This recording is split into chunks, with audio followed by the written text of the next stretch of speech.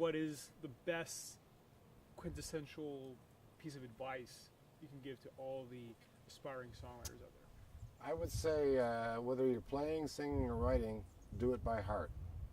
Do it with your heart. You know, don't let your brain get in the way. Use your brain, use your computer, use all the tools we've given you. But you know how when they say you know something by heart? I think playing by heart is really the key to how I've always played. I always come forth from that place. I found that's never failed me. My heart's never lied to me, whether it's in life or in playing. So I would say that's the core of what we're really trying to pass on here. My advice is, you want to use your whole brain. First of all, everything starts, or most of the time it starts as a feeling, as an emotion from the heart, as you said. It's called the right brain or the heart or from spirit or from the universe, however you want to frame that. I think, by the way, almost all the best ideas stream to us from the ether, and it's up to us to capture that. Right.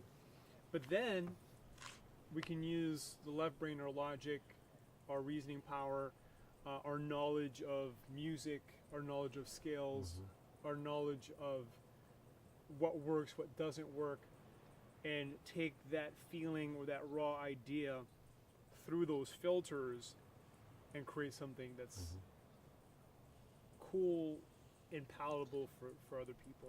Yeah, I think we were asking Bruce something yesterday. I said, well, give us your best lyric. He said, I can't, it's too personal.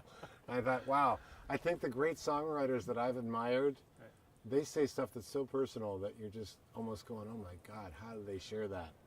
How do they get that vulnerable as a songwriter? Am I willing to get that vulnerable as a songwriter? Well, there's a lot of hits too, like, Red Hot Chili Peppers, Under the Bridge. He didn't want that song. He just wrote that song because that's where he was at. And he didn't want to share that with the rest of the band. And of course, that was the smash hit that took him to the stratosphere. Same thing with Nothing Else Matters from Metallica.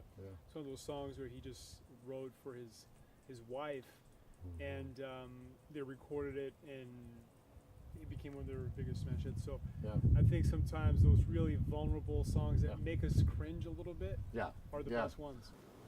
I love this lyric here, 7 horses in a river of gold. And it's there's a lot in that lyric. And the first thing there is I don't understand what it means. But see, that's the part of the power is, I think a little bit of mystery in a lyric is powerful. Bob Dylan is the king of that. I mean, it's like, what is he trying to say? When Bob Dylan first came on the scene, and they kept trying to drill him and interview him and say, what does it mean? What does it mean? And he just kept saying, what does it mean to you? Right. It's not what does it mean. That's not my job. My job is to leave your imagination to go with that. And I think that kind of lyric, you're right. If you can come up with a mystery lyric and throw it at people, and they're like, what, 7 horses in a field? What? Right. What is that? And I think it's fun to let the imagination run wild. And in some ways, we kind of, at one point, were bemoaning MTV because it put a very static, specific image to a song, and we're like, we don't want that. We probably don't want a video going to our song with a girl with big hair driving off in a Jaguar in the rain again.